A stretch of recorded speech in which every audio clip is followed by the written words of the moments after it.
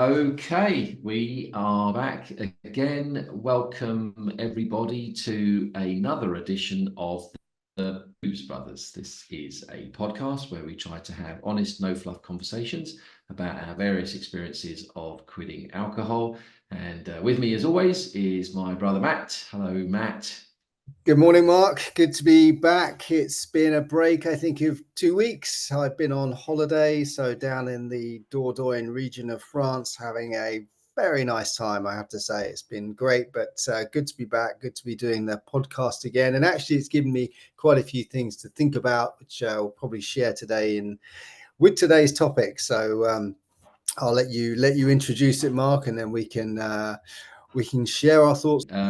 Right. So the topic that we wanted to discuss today, which I think, the amazing thing about any subject related to quitting alcohol is that everything I think is linked, and there are so many, common threads that exist, whether you're talking about things that improve your life, the differences in terms of, the person you are. And on this one, we wanted to just talk a little bit about, what changes between you and the people around you.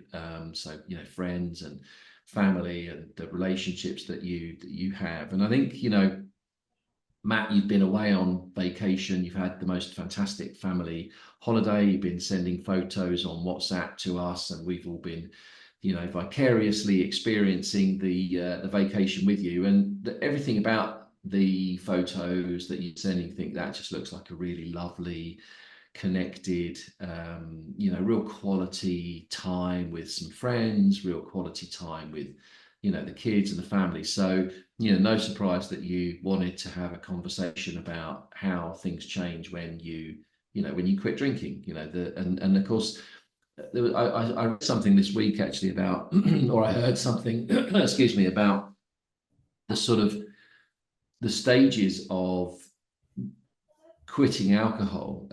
There are sort of three areas of this. So some of our listeners will be still drinking and thinking about whether or not they want to quit alcohol. They'll be, the fact that they're watching this, if they're still drinking, suggests strongly that they will be, really starting to think very seriously about, should I or shouldn't I quit drinking alcohol? Then there's those who have just quit. So you've made that decision. Maybe you're a week in, maybe you're a few days in, maybe you're even just 12 hours in, but you're going through that transition period of I used to be somebody that drank a lot, and now all of a sudden I'm trying to get used to this world that, that doesn't involve alcohol. And, there's a sort of transitional period between, those two events. And I know we've had a lot to say about that, and we continue to have a lot to say about that. And then the third group are probably us, people who have actually stopped drinking, and maybe they're 6 months in, or they're a year in, or they're 5 years in, or even 10 years. And alcohol inevitably still keeps popping up. It will become something that just never goes away. So I think these podcasts can be very can be very good for very useful, just as a reminder for all of us as to why we do this. Why even bother quitting? What's the point? Why not just carry on drinking? Wouldn't it just be easier if you just carried on? And I think this is one of those subjects which gets to the root of it, which is how things change with your friends and family. And I think how things change with you as a person, because the notes that I wrote down are, when I was drinking alcohol, something always came first when it came to friends and family, and also career, and in fact, everything else in my life. And the thing that always came first was alcohol. That was the first thing on the agenda. That was the first thing on the team sheet. When the weekend rolled around, the priority would be booze. Any free time that came along, the priority was always booze. Everything else would fit around when we were going to be drinking. So we're going to be having a big night on Saturday. We won't want to do much on a Sunday. And as a result, your friends, your family, and also you as a person, like your connection with yourself, always for me took second place. I was more interested in the fun. And the relationships that I built with my friends were largely around the times that we had when we were drinking alcohol. We were out to dinner, we were at a party, but there was drinking involved. And the relationship which I established was one of a distanced, slightly detached relationship where the alcohol was very much part of the dynamic. So, you know, I would be getting more and more drunk as the evening wore on. And I thought that I had friends. I thought that I had lots of friends. There was sort of a big social dynamic. But I also had times when I felt very lonely. I felt like I didn't really know myself particularly. I didn't really know them. And the word I've written down here is connection. There's no real connection. You know, I would have this sort of surface level relationship, but not a deep connection really with anybody, and by design. And what I've noticed really since I've quit drinking is that not only have my friends and my family, my wife and my children, my parents, extended family, got to connect with me, I've got to connect with me as well. I've connected with me. And it's taken a while, actually. It's actually taken a while. And it's like everything, it's not it's not a straight line. You know, there's been times in my life without drinking where I felt social anxiety, or I felt unsure about things, or I felt, but over time, because I don't complicate that dynamic with drink, it's reached a sort of state of equilibrium. You know, it's got to a kind of status quo. And I'm in relationships now with friends that I really do consider to be friends. They know me. They don't know the version of me that's trying to pretend to be somebody else, or who's drunk, or then wakes up the next morning thinking, "Oh fuck, what did I say? Did I say, was I a dick last night?" And you know, they get to know they get to know the real me, and they go, "Yeah, you definitely were a dick. I mean, that's just who you are." So, but it's a dick that I'm like in control of, Yeah. and you know, I'm comfortable with that version. And so, it over time it evolves. And you know, just you brought this subject up, Matt. You suggested we talk about it, and of course, I started thinking about it. And I was out for a run this morning. It's Sunday morning here in the UK, and I was running, and I was thinking, I've got a really nice group of friends actually, and I've got a really good connection. Even this relationship that we have, you know, the Yeah. sort of Yeah. Yeah. we talk. I mean, I know we do this podcast, but we talk and communicate Way more than we ever did. millions more, yeah, way more. We would always get on, but Yeah. we would get on and get drunk. Yeah. Yeah. Yeah. That No, was it. so Yeah. anyway, No, it's a fascinating topic, and I'm going to talk about all sorts of things today, actually. So hopefully, bear with me. I hope I don't go on too long, but like I say this, I've said this a million times before. For those who listen, for those who watch, it's always strange. You know, we prepare these podcasts, these YouTube videos. You know, we live, I don't know, what is it, 700 kilometers away from each other in different countries.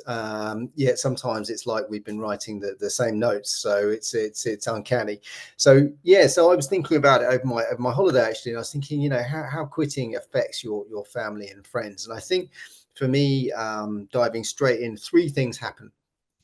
Some are proud and delighted with your decision. They're what I'd call, what you just touched on, your real friends, your close family, the ones that you probably were actually a bit worried about you in the first place, or you know, buy in totally to your decision, to what you've decided to do, and they see the benefits and they agree, and there's no, you know, there's no question in their mind that you haven't made the right decision.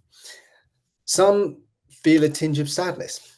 I think some think, oh, that's disappointing, you know, because a lot of the time, you know, there are people, and we all, you know, I always joke and say that, you know, alcoholics could be some of the best spies in the world. You know, their ability to hide things at times is quite incredible. You know, certainly I had a fairly substantial drug habit at a time, and I really think I know I hid it well, because when I admitted to it, it was a big surprise to lots of people. But anyway, moving in the wrong direction there. But you know, and there are some who don't even want to be, you know, your friends anymore, and they wouldn't say that to you, but it's just that, you know, you hold no value, you hold no interest to them anymore, and vice versa, and that is absolutely fine.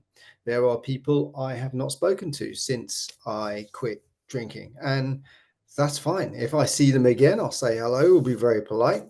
I'll ask them how they were. It'd be nice to see them, but it's just I don't need them to be in my life in the same way as they were before. And I don't think there's anything wrong with that. Absolutely nothing. You know, it's just how life evolves. And I think you need to stick with the people who buy into your decision and believe in what you're doing is absolutely right. And then there's the final group, and these people are really interesting. And those are the people who, and this is the wrong word, and I know it sounds weird, but like who kind of turn, if you know what I mean. So these are the people who actually immediately or after a while or after a long while come up to you and say, hey, I think what you've done is great, or I see the benefits, or can we talk a bit about what your life's like now? How did you do it? What did you do? Do you have any advice? Those are the people who actually start to question their own drinking. And I have three friends who have stopped drinking. Well, two who've stopped completely, and one who is on the verge of stopping. And this person I was with on holiday actually the last week, and it was really surprising. She was never a big drinker, but she wasn't well last week, and so she hadn't been drinking, and she wasn't drinking on the holiday. And then day before our last day, she kind of said to me, I think I'm done with this. And I said, what do you mean? You done with what? The holiday? I was a bit worried. And she said, no, I think the drinking thing, I don't think I'm going to drink again. And I was like, okay. And I said, you never really drank much anyway, so, you know, I guess why not? You know, and she said, no, I really feel that it does me absolutely no good, and I may as well just quit it altogether. So you get those group of people, you know, those group of family and friends who actually become intrigued in what you do. And I have a very close friend, well, mutual friend really, a chap called Barney. He sent me a picture. He's on holiday in Portugal, and he sent me a picture, and it showed him in the gym at like 7 a.m, and it just said 11 months, no alcohol. And that's just amazing. You know, him and I hit it hard. You know, him and I, we were, you know, that's a beautiful story there, really, because we were the friends who were, you know, party ready every occasion, and both of us now don't drink. And I think that's the wonderful story. That's where, you know, quitting affects friends and family in the most positive of ways. You know, if a friend sees what you've done and takes, you know, a part of that for themselves, and actually, you know, stops drinking themselves, I mean, isn't that just the most amazing thing? I mean, that's why we do this, to be honest. You know, we may not know any of you personally, but, you know, we feel that, you know, if you can become sort of part of this, you know, great opportunity to stop drinking, then we've done a good job.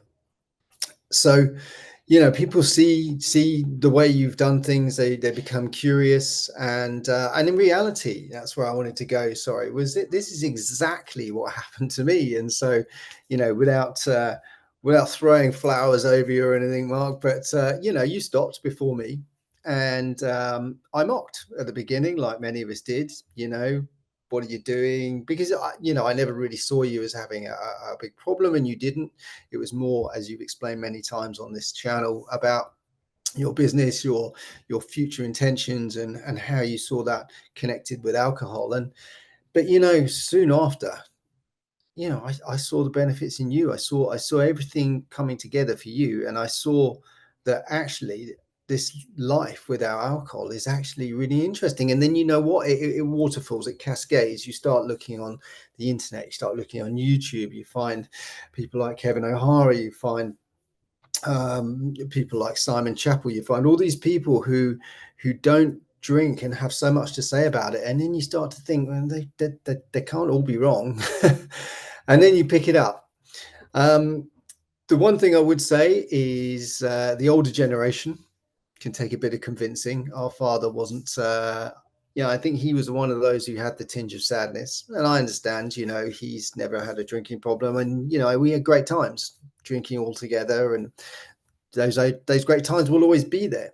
But, he now fully understands that certainly for me it was a must decision, and for you, Mark, with what you've achieved afterwards, it again was the right decision. So yeah, so I'll hand it back to you. I've got some more topics that I want to go. The future is bright. I'm going to leave it Yeah. with that, and then I'll come back. Yeah, look, well, lovely. I mean, that's a, it's a really nice angle to it actually, and I must admit, I had forgotten it. I've got another, well, probably, my best friend has also quit drinking alcohol, so Yes. um, you know, um, that's a very fulfilling and rewarding aspect of all of this. And like you said, it's one of the big reasons why we do this. I think just a couple of things that you mentioned, Matt, which I will touch on. And one of them is you said, alcoholics should be spies, I think you said, because they're great at hiding things. And, we were in different places with drinking, but look, I drank far too much for what was healthy. I think a lot of people do. It was impacting my life. It was making me feel tired. It was making me feel, I was getting that awful sort of post-drink sort of anxiety where you just didn't feel right. I felt just the whole thing was. But also, I wasn't being honest. I wasn't being honest with myself.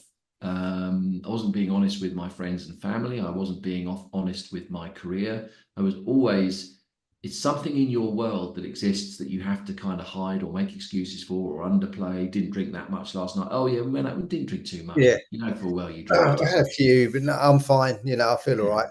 Yeah, I'll just have a glass of light, and the honesty element is something which I think, and maybe it's an age thing, I don't know, but certainly one of the things I felt as I've got older is I don't want to lie anymore. I don't want to pretend to be somebody I'm not. I just much rather be honest, for better or for worse. I'd rather just be honest and say, look, this is me. This is who I am. Good parts and bad parts, and I can't keep pretending anymore. It's too tiring. And I think quitting alcohol has allowed me to do that. The other thing you mentioned was pride. I just want to talk about that. I do think you kind of wear a bit of a badge of honor when you don't drink. I just do. Mm. Look, you might not agree, and you might be looking at this thinking, "Oh, don't be a tosser." But I feel quite proud when I go into a restaurant. Every time I order a non-alcoholic drink, there's something that I feel different to everybody else. I feel Mm. like I'm doing something that's quite unique. And I feel like because I'm different and because I'm doing something unique and because I do stand out a little bit from the crowd, that gives me confidence to go and do other things which might stand out, which might allow me to sort of succeed in other areas. Because it's like I've said to the world and I'm saying to the universe, okay, fuck this. I'm doing something that most people don't do. And I'm doing it for all the right reasons to be a better person, to be the best version of me. I'm sounding like a bit of a wanker now, I know, but No, you no. know, but to try to just be honest and try to be, and it gives you that. It gives you that badge of honor. So yeah, they're just a couple of things that I wanted to pick up on that you mentioned, No, and yeah, it resonated. it's true. I mean, you know, I'm not saying you feel like a smug fucker, but sometimes it is nice. Like like if you get up in the morning and everyone else is hungover and you're not, and you enjoy your day because you're not hungover, you have every right to feel a little bit proud of that.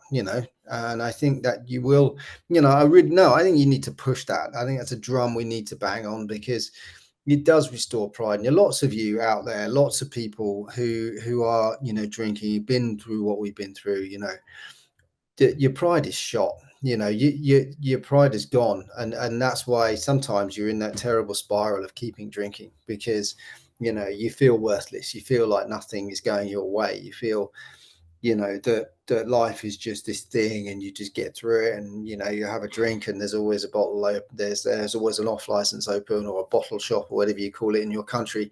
And you just rinse, repeat, and keep going. But let me tell you a little story from my holiday, and the story is about Ted, the wine man. So where we were staying, beautiful place in the Dordogne, very lucky to have stayed there. I love the countryside, and particularly the French countryside. It's just idyllic. And where we stayed, it was two houses, Airbnbs actually, and the house opposite was a bigger house, and there was like four families in it, and they're British actually, and we sort of said hello to them during our holiday.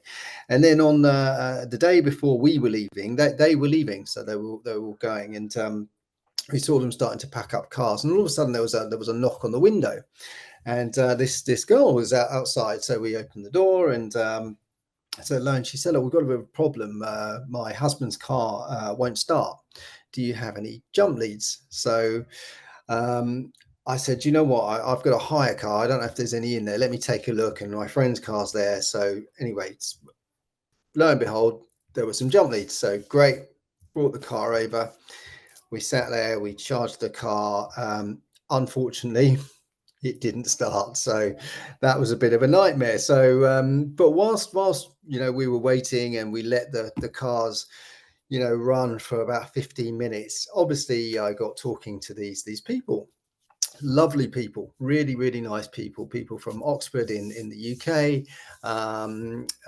There were two families, and it was the parents and the children, or the children were older and their children. So really, really nice, And the guy I spoke to the most was a guy called Ted, and he owns a wine business. And it was really interesting. I didn't get into the topic of me not drinking, but a few things came up. So I said to him, "Oh, we were in the Bergerac region." I said, "Oh, you doing much business here?" And he said, "No, we don't do a lot of Bergerac." He said, "It's mainly Bordeaux and Burgundy wine that we it's the big sort of hits at the moment with that, and the Languedoc region." And I said, "Oh, do you find there's been much of a change in the way the world is viewing wine or drinking wine?" And he said, "Oh, it's funny you should say that, but yes." He said, "We've seen a big decline in wine drinking." He said, "But what I have seen is an increase in quality. So whilst people aren't buying as much, the people who are buying better quality." And this got me thinking. So, what this sort of says is that, people are drinking less generally around the world. And probably it's the older generation who have a bit more money who are still drinking, but they're buying more quality wine. And then what was interesting was we got talking about zero alcohol, and because he said, "Oh, three of the people in with us on the holiday are not drinking."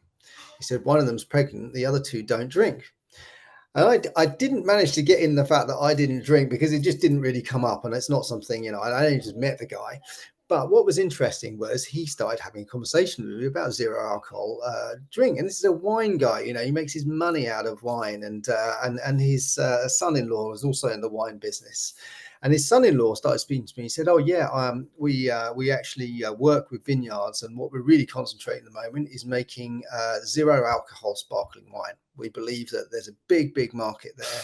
It already exists, but we think it's going to be even bigger, and we think we can get absolutely quality grapes and make a really quality sparkling wine that people would enjoy whether they drink or not." I thought that was just fantastic. And then Ted, the wine guy, also said, "Oh yeah, and beer's getting no." Because I asked him, "So do you deal in beer much?" Because I know zero alcohol beer is really popular now. And he said, "God, you know what it is?" He said, "I mistakenly drank two zero alcohol beers about 2 months ago. I was in my son's garden, and I went and grabbed a beer, and it had been a hot day, and I sat outside. I drank two of those beers, and I said to him, 'God, these beers are really nice. What are they?'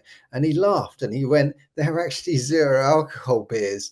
And he couldn't believe it. and he Yeah. said, "My God, that the Yeah. quality is sensational." So, what a change! It was a really interesting conversation from a man who, his business is alcohol, and that I have no issue with that. Wine is something that dates Mm, from many, many years back. It will always be a thing, and that's fine. It's a personal choice. It's a choice. mm. It's unfortunately it is an addictive drug, and some people, like myself, get caught out by that. But yeah, what an interesting thought and conversation I had. And the good news is we did get the car started, and they did Right. manage to leave for their holiday. I mean, that is a good, amazing point, actually. I think that there's a sort of almost tidal wave of non-alcoholic, options, alternatives, and a real wave of people who are. We're of an age where it was everybody drank. It was there was I think there was one or two in the but nobody touched them. Yeah. And the younger generation, I think, do have a different view of alcohol and what it can do. Mm. And that, it is a psychoactive drug. It's a full-blown drug. The way that it operates in the brain, we haven't got time to go into this right now, but funny enough, I watched a documentary on this week. Actually, it was sort of quite fascinating, the double whammy, because it shuts down the parts of your brain which sort of response. It basically suppresses thoughts, and so you can sort of blot out the world a little bit, but it also increases things like dopamine. So it kind of makes you more sort of almost confident, bold, and more likely to take risks, and sort of less likely to think about and worry about the consequences. So it's quite a unique. If you could isolate some of what alcohol does without any of the bad parts, there's actually, it's quite a sort of beneficial. There's some quite beneficial, for people who suffer from overthinking or ADHD or whatever. There's sort of parts of the brain that the alcohol will actually temporarily suppress. The problem is that then the brain has to recover, and it sort of goes into overdrive, and the sort of fallout, the resulting, the result of all of that is that it's 10 times worse than it was before. So anyway, that's a tangent which we Fascinating. won't go into. But the We need to point do is that I think people recognise that now. I think young people see it for what it is. It's not just this harmless. There was a period in my life where I thought alcohol was harmless. So, oh, Oh, let's drink, it's yeah, alcohol, I it's know, booze. just check. Yeah, you can't go wrong with booze. Just get, yeah. It's Yeah, like, I mean, people would recommend. My old boss, when probably. he recommended rum and peppermint cordial for a bad stomach, or I think in the Second World War they gave the soldiers, Bell's whiskey to sort of give them courage as they, Mm. went into. It was seen as something which was actually good for you, but that's changed, and it has changed. So anyway, we should probably bring it to a halt there, because I think we've been going for quite a while. Is there Yeah, anything yeah. else you Yeah, wanted to just no, say? just final comment really. I think when you talk about the younger generation, and one thing that did come up on our holiday was my daughter, who is soon to be 12. God help me. She The conversation changed to me drinking alcohol, and she said, "But you've never drunk alcohol." I was went, "Yes, I did," and she went, "What?" She went, "I thought you never drank." And I said, "No, I used to drink." And she said, "When?" I said, "Up until 5 years ago. So you were little, so you don't remember." But yeah, it was just a really, really interesting and amazing comment. I made me feel quite proud as well, because Mm, she doesn't know me as the person I was, and that was one of the many reasons for wanting to change. So nice brilliant. end. Lovely story. Nice end. Yeah. And yeah, God help you when she does turn 12, 13. Yeah, Get ready for that. we'll talk about that later. You Yeah, might, yeah, exactly. Yeah. So, lovely. Well, look, great conversation as always. Thanks everybody for listening. If you wouldn't mind just doing things like pressing the buttons such as subscribe and comment, and doing all those things, yeah. share it with Like, anybody that you think subscribe, might be leave us useful. comments. Yeah, If anybody's got any thoughts for topics they want us to cover, put them in the comments. We do read them, and we'll try and include those as well. But for now, thanks very much. Never quit quitting. Thanks for listening.